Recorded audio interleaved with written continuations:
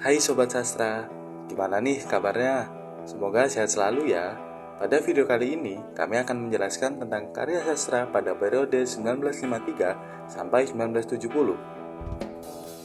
Tapi, sebelum kita mulai videonya, izinkan kami perkenalkan anggota kelompok kami. Mulai dari saya, Rahmat Tirka Frendi Pratama. Saya Anastasia Putri Robiana. Dan saya Nesya Neatandina. Tanpa berlama-lama lagi, langsung saja yuk kita masuk ke materi yang pertama. Sejarah sastra pada tahun 1953 hingga 1970. Akibat adanya pergantian situasi atau suasana di Indonesia dari masa penjajahan menuju kemerdekaan, para sastrawan mulai menyuarakan masalah dalam masyarakat yang baru dalam masa kemerdekaan. Suasana ini membuat penulis memahami karakteristik sastra pada tahun 1950-an dan permasalahan budaya yang dihadapi Indonesia saat ini untuk membedakannya dengan generasi sastra sebelumnya. Penulis mulai mencari petunjuk tentang pengaruh budaya Indonesia murni dan pengaruh dari budaya asing. Selanjutnya, kita akan membahas karakteristik karya sastra pada angkatan 70-an.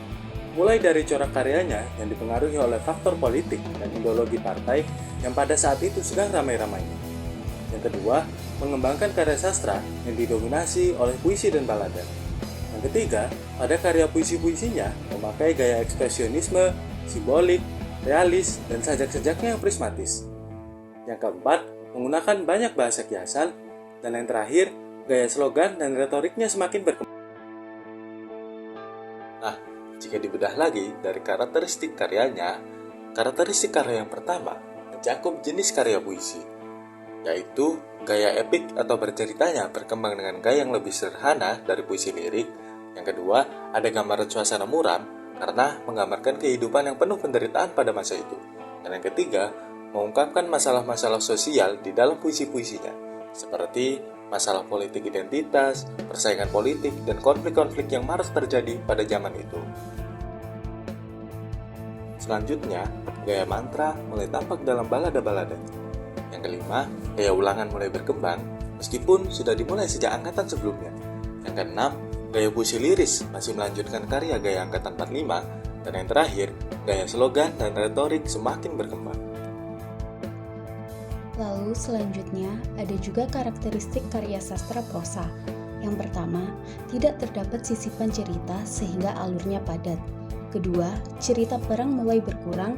Ketiga, menggambarkan kehidupan sehari-hari. Keempat, kehidupan pedesaan dan daerah mulai digarap. Dan yang kelima, banyak mengemukakan pertentangan-pertentangan politik. Permasalahan karya sastra pada tahun 1953 sampai 1970, yaitu pada angkatan 50-an mengalami peristiwa krisis sastra karena sedikitnya jumlah buku yang terbit, yaitu disebabkan karena kesulitan yang dialami oleh beberapa media penerbit. Selain kekurangan keuangan, perubahan status berkali-kali dengan mengganti pimpinan yang tidak sesuai bidangnya adalah permasalahan yang dihadapi oleh Balai Pustaka pada saat itu. Pada tahun 1960, ternyata tidak hanya dunia politik saja yang sedang terguncang. Bahkan, dunia kesenian juga mendapatkan imbasnya. Terdapat perang pemikiran antara kedua kubu, yaitu Lekra atau Lembaga Kebudayaan Rakyat dan Manikebu atau Manifest Kebudayaan. Sebelum kita bahas lebih mendalam mengenai konfliknya, sebenarnya apa sih itu Lekra? Lekra merupakan suatu organisasi kebudayaan yang didirikan pada tahun 1950 di Jakarta. Banyak orang yang mengira kalau lembaga ini berada di dalam naungan PKI, karena beberapa pendirinya memang merupakan petinggi PKI. Tentu saja, jika sudah seperti itu, ideologi yang erat berkaitan dengan Lekra tentunya merupakan ideologi komunis. Apa itu Manikebu? Manikebu merupakan suatu konsep kebudayaan nasional yang didirikan oleh para penyair dan pengarang pada tahun 1960. Manikebu berfungsi untuk melawan dominasi dari paham kiri dengan ideologi kesenian dan kesusahan sosial. Pencetus utamanya adalah Habib Yasin, Wiratma Sukito, dan Trisno Soemardjo. Lalu, bagaimanakah konfliknya? Dengan adanya manifest kebudayaan, sangat mempermudah Lekra beserta jajarannya untuk menghancurkan orang-orang yang selama ini menentang Lekra dan dianggap sebagai musuh. Orang-orang yang menentang dari Lekra awalnya sulit untuk dihancurkan sebab tidak dapat ditemukan secara terbuka. Kemudian muncul secara terang-terangan sehingga menjadi sasaran utama bagi Lekra sendiri. Pada saat itu, surat kabar majalah keseluruhan dikuasai oleh PKI. Lantas, surat kabar majalah dijadikan senjata utama untuk menghancur kelompok manifest kebudayaan. Pada saat itu, Presiden mengatakan bahwa Mani Kebo merupakan gerakan yang terlarang. Lekra memegang senjata yang cukup kuat untuk menghancurkan pengarang atau budayawan yang tidak sepaham dengan visi dari Lekra. Sisi lain, para kelompok sastrawan pada Mani Kebo beranggapan bahwa sastra bernilai netral terhadap persoalan politik, tetapi mereka ditentang oleh Lekra yang beranggapan bahwa sastra harus memiliki nilai mengabdi terhadap rakyat revolusioner.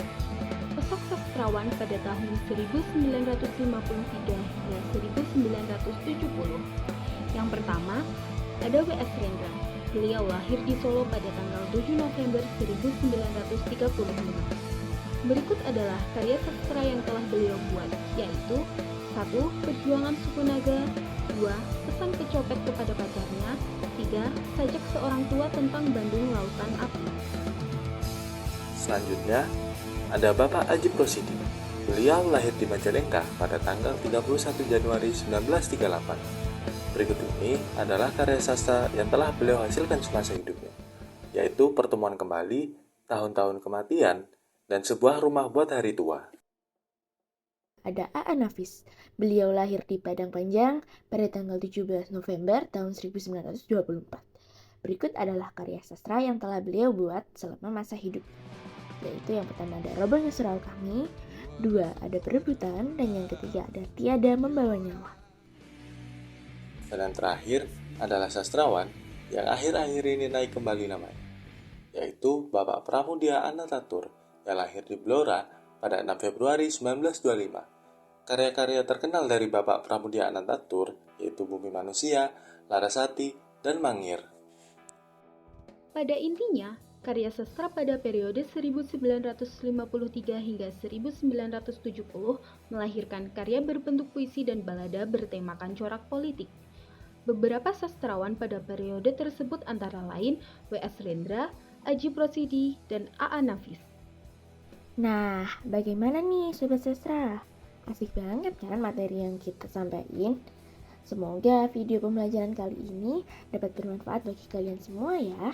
Terima kasih dan sampai jumpa.